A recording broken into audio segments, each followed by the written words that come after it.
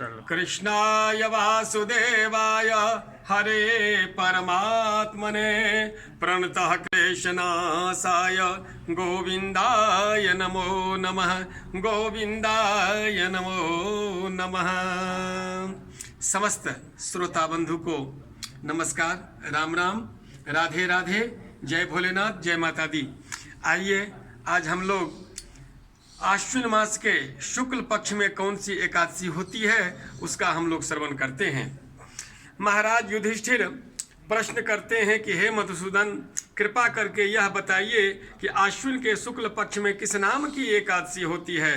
भगवान कृष्ण बोले, राजन, आश्विन मास के शुक्ल पक्ष में जो एकादशी होती है वह पापांकुशा के नाम से विख्यात है। वह सब पापों को हरने वाली तथा उत्तम व्रत है। उस दिन संपूर्ण मनोरथ की प्राप्ति के लिए मनुष्यों को स्वर्ग और मोक्ष प्रदान करने वाले पद्मनाभ संज्ञक मुझ वासुदेव का पूजन करना चाहिए।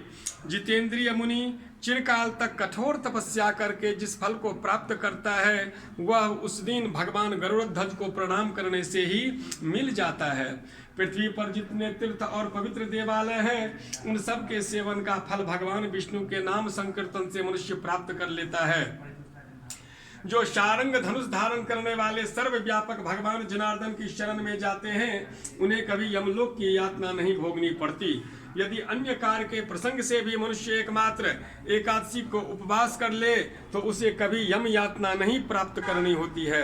जो पुरुष विष्णु भक्त होकर भगवान शिव की निंदा करता है वह भगवान विष्णु के लोक में स्थान नहीं पाता, उसे निश्चय ही नरक में गिरना पड़ता है। इसी प्रकार यदि कोई शैव या पाशुपत होकर भगवान विष्णु की निंदा करता है तो वह घोर रौरव नरक में डालकर तब तक पकाया जाता है जब तक कि 14 इंद्रों की आयु पूरी नहीं हो जाती।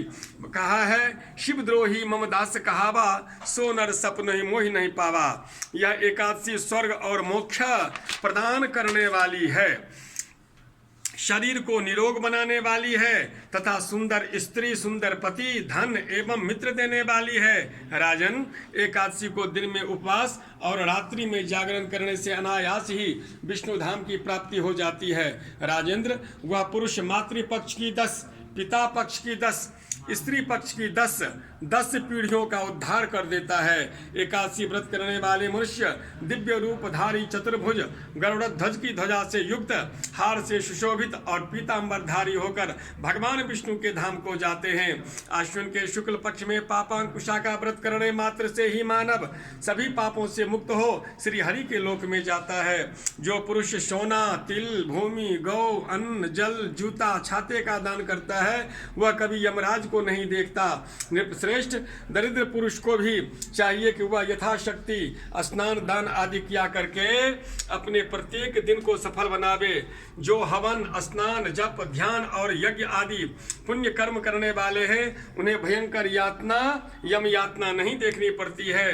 लोक में जो मानव दीर्घायु, धनाढ्य और कुलीन, निरोग देखे जाते हैं वे पहले के पुण्यात्मा हैं। पुण्यकर्ता पुरुष ऐसे ही देखे जाते हैं। इस विषय में अधिक कहने से क्या लाभ। मनुष्य पाप से दुर्गति में पड़ते हैं और धर्म से स्वर्ग में जाते हैं। राजन, तुमने मुझसे जो कुछ पूछा था उसके अनुसार पापांकुशा का महात्म का वर्णन मैंने किया और अब क्या सुनना चाहते हो।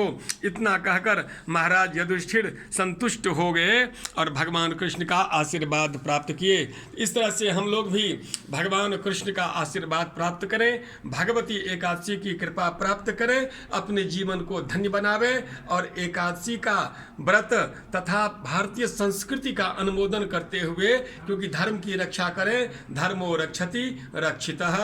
ओम नमः शिवाय, ओम नमः शिवाय, ओम नमः शिवाय। प्रेम से बोलिए गौरी शंकर भगवान की जय, लक्ष्मी नारायण भगवान की जय, राधा कृष्ण भगवान की जय, एकादशी महात्मा की जय।